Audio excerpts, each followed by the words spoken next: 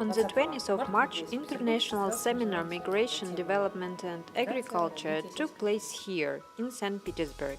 I know that you gave a presentation at this seminar, and I would like to know your opinion on the results of this seminar, and what do you think about your visit to Russia? The evaluation of the seminar and our trip in Russia is very positive. We had several meetings of evaluation during each day, and the delegation agreed, all the delegation agreed that it was a learning experience for all of us. As my colleagues were also saying before, for us it's been the first time to deepen the knowledge of Russia, Russian society, Russian knowledge, Russian academy, and for us it was a very interesting experience. And we are going home with a lot of material to be elaborated and reflection to be made just afterward. We will need some days or some months actually just to reflect upon the experience that we have had. Regarding our stay in Russia, well, I think that the beauty of St. Petersburg is just without words we cannot express it. It's really a nice city, a welcoming city. We feel very comfortable in the city. Also going around, we have been able to walk around. It was very nice to see people smiling or just people giving information. And we feel also, I would say, the warmth of the people and the welcoming of the people also in the city. And as far as projects are concerned, the possibility of cooperation, and now I talk from the point of view of my institute, it was very interesting scouting of cooperation and possibility of cooperation with different entities and institutions, starting with the university, of course, the Agrarian State University of St. Petersburg, and also going to other institutions, the foundation and the center, which were introduced to us, and we will be very pleased to cooperate with them. Concerning the seminar itself, in your presentation you said that the future of humanity determines not the problem of migration, but the problem of integration. What should be the principles of such an integration? Integration is a very strange word because it is used by, I think, everybody around the world, and all the governments will use it. But then when you go to the meaning of integration, you will find that there are different understandings. And it's where you will find it in the laws, you will find it in the policies, but then the different understanding will make people act differently before migrants. So normal integration is when you have two different elements and you try to combine the elements, to merge the elements together. So it means that one will lose something and the other will lose something in order to be united in only one society. But normally, as it is understood, is that only those arriving in a society are supposed to change and to integrate in the society. So actually it is more assimilation rather than integration, because from the local part there is a little to none work to be done. And well, our way of understanding this one is one of the principles of integration is what we call bidirectionality. So it is bidirectional, it is mutual, it is reciprocal. So if locals are receiving migrants, we are also compelled in the process of integration, as the migrants are also obliged to have a process of integration. And whatever will be the result at the end will be a richer society than before, because it will be enriched by the elements of those who are coming from abroad, coming from other parts of the world. Integration, it's always a process, and it is a never-ending process, meaning that the societies, since they started 10,000 years before Christ, just to have an idea, they have been just developing themselves in a way of integration, integrating new members, integrating new theory, integrating new cultures, integrating new elements. And I think it's also the normal process of every society to keep on integrating new elements to be richer. This is a personal opinion. The moment that we stop the process of integration, we stop the process of enrichment, it is time that we are just going back and just making steps backwards and not forwards. It is a time that we are just leaving the process of civilization that we all started together in different ways, but we all started together. If we look at the principle of integration basing only on financial benefits, I think that it is impossible to unite people with the help of this idea. First of all, people need spiritual values. It is interesting to hear your opinion whether it is possible the cooperation of Russian Orthodox and Catholic churches in the process of creating informational space with the right spiritual values. Um, as a Catholic person and a Catholic convinced faithful, I would say that spirituality is very important. It's one of the most important dimensions of human being. Actually, it's one elevating us, raising us up from what is normally material and the material world. It's what is giving us hope. It is giving us ideas and giving us the reason to keep on living and working for the future. And this is why, of course, coming from the same tradition, which is a strong Christian tradition, the teaching of Jesus Christ, both the Orthodox and the Catholic Church will find themselves engaged in strengthening what are the principles of this kind of development, human development, this idea of fulfillment of human beings, which is, according to us, is part of a plan which was initiated with the creation of the first man and woman at the real beginning. There was a plan, God's plan, which should be fulfilled through life and through the life of all humankind. And we are in this process of fulfillment. And the role of the Orthodox Church and the Catholic Church is to continuously remind to human beings, to men and women, continuously remind them that there is a transcendent dimension of their life. There is this spirituality which should be fed every day with prayer, with reflection, with good readings, with just connection with God, in order to find real fulfillment, to, I said before, raise my body, my man up from the material world and go into an immediate connection with the One, with God, the immediate connection with a real future for all humankind, which is a family to be united with the same Father. This is what we believe, and the same Father is God. As for education of youth, it is very important to form this system of values. How successful can the formation of these values be among youth with the help of informational technologies? I think many tools are already used. We don't have to create new ones. It is just a question of using the existing one. I would say that the new technology is helping us to reach more people than before. And this is why, as it is happening already, just talking about the churches, the Orthodox Church, I do believe, I am not sure about it, but the Catholic Church has been quite proactive, and other Protestant churches, those Reformed churches, have been very proactive in using the media, like television, like radio, or like internet now, just to widespread the message and the good principles. The idea, which is, of course, on the bottom of this kind of effort, going to university, having teaching courses, having seminars, conferences, and then going to the media, newspapers and television, is that if you are ignorant about the principle, it is quite easy then to make mistakes. But at least if you have the opportunity to know about values, about principles, somebody is helping you to reflect. And this can be an inspired philosopher, but for us it can be also the message of Jesus Christ. It's just helping you then to rethink about the development of society and where society is going, or how the values are portrayed and presented by commercial and television, and just thinking that your happiness is not just because you are looking good. Your happiness is just because you have a good car. Your happiness is not just because you are dancing the whole night, or you're drinking the whole night, or taking drugs. Your happiness is given from the real fulfillment of your life. And this is what we are trying to express. It is not easy, just because if we talk about market, it is not really marketable.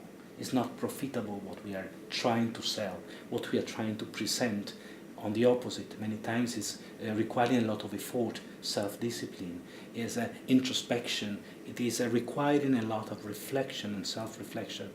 And this is why we are just fighting with the giants on the other side, with a lot of money and spending money, because they want to sell their products. And they want to tell everybody that not only they deserve the products they are selling, but also they need the product they are selling. And this is why, of course, no, it is just a competition, a continued competition on selling my product, the other product, and to make it nicer and make you think that you really need what I'm selling. Well, our way of doing things is very different, and to go back to your choice and what is really needed. And we have an expression which is normally used for this. Just leaving what is contingent in order to get what is eternal.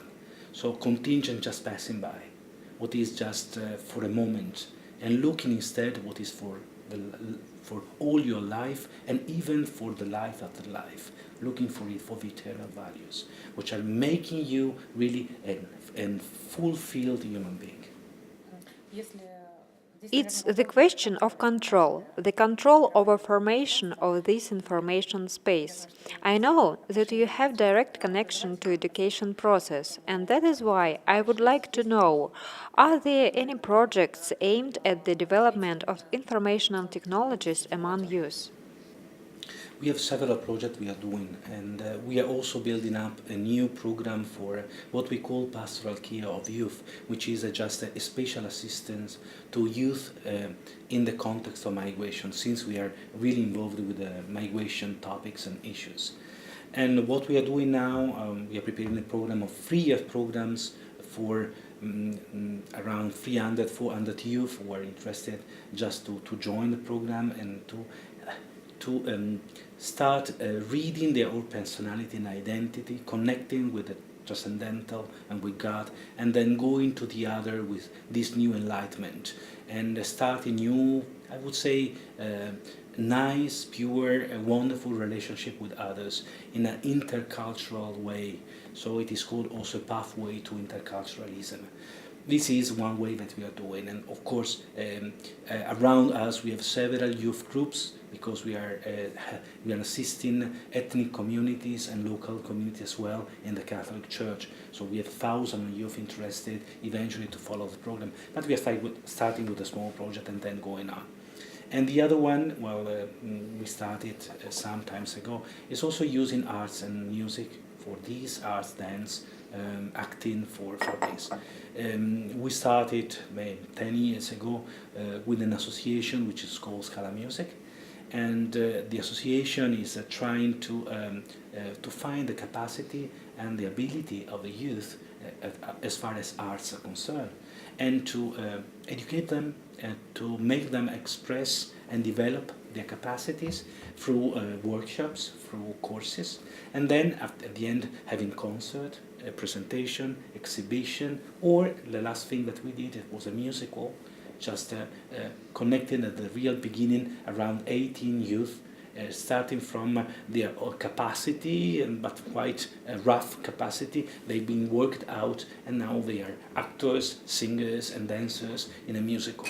And this example has been followed by 2 other groups. So another one, we started in the central part of Italy. Another group of 25 people did the same in the northern part of Italy. And we have another group of 23 people in the southern part of Italy.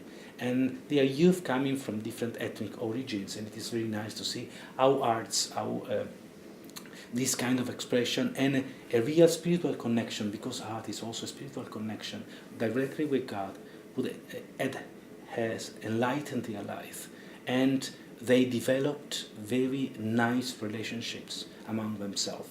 And now, if you can just read, they are using Facebook, they are using WhatsApp and other social networks, and the message that they are passing, they change a lot from before. A lot of very, I would say, insignificant and superficial messages. Now they are asking each other to pray. pray for me because I have this situation, or pray for me because I have this other situation, or exchanging nice messages that they found on the internet. Obviously, it's a wonderful sentence of Gandhi, and I want to share with you, or Martin Luther King said that, and I want to share with you. And every morning they are greeting each other, and it's already a big group, it's around 30 now, because their friends are joining the group. They are just greeting each other with a good day, with a good sentence to put it in practice during the day. Just to mention, this is one of the things that we are doing. As far as I know, you lived in Latin America for some time. You worked here, and that's why my last question will be connected with it. Now there is a change of paradigm in Latin America, at least according to mass media. What is going on there? The leaders are coming to power who advocate pre-Christian culture, pre-Christian cults. Is this true or not? And to what will this tendency lead? I have to start saying that I've been in Latin America from 1994 up to 2002. So it's more than 10 years that I'm out of Latin America.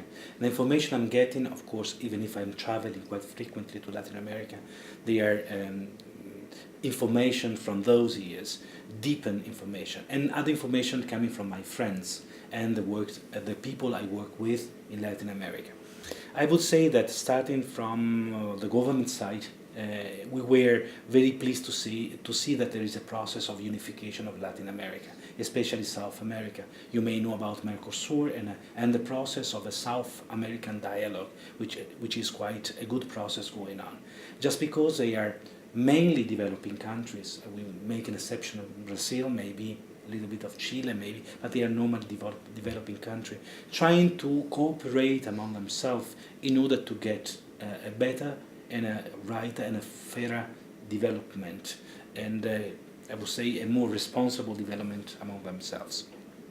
We have a few interesting and charismatic leaders. Chavez was one of them, who just came out maybe with a more populistic, I would say, statement, and starting from ideas which were, in my opinion, of course, a part maybe of the past, and they are not maybe so easy to get also today, or to make it in the context of today.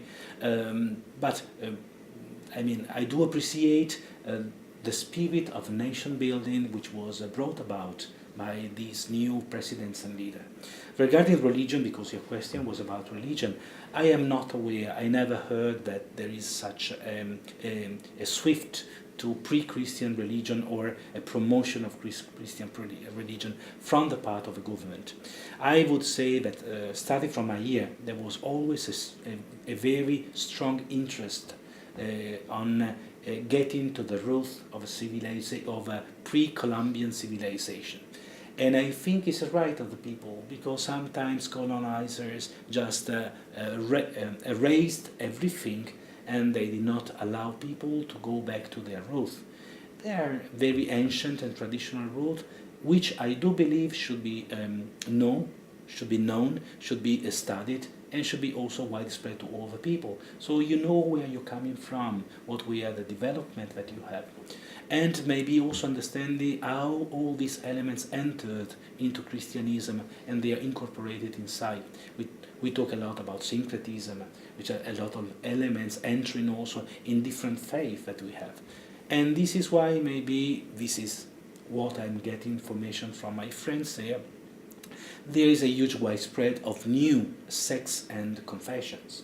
And there are a lot of new religious groups which are putting together different elements and then getting maybe not a huge people, but little community, and they are just growing with a little community.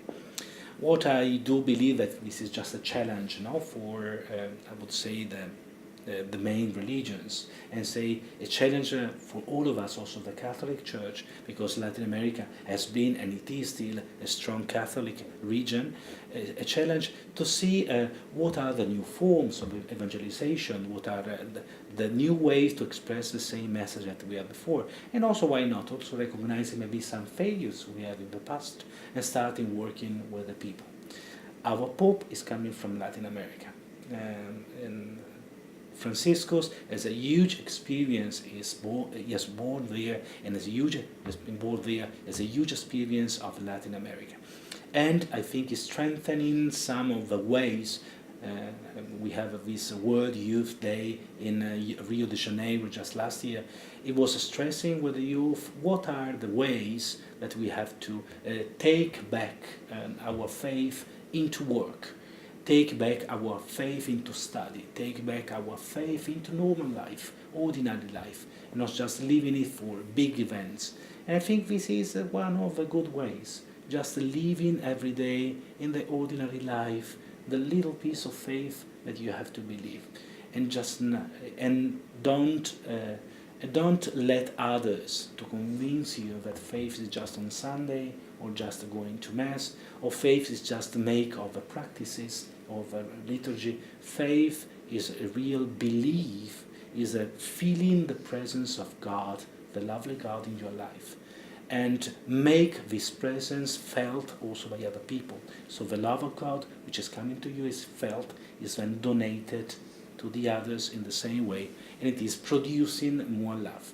And I think this is one of the ways that we can still talk and we can still have a refreshment of the faith in Latin America.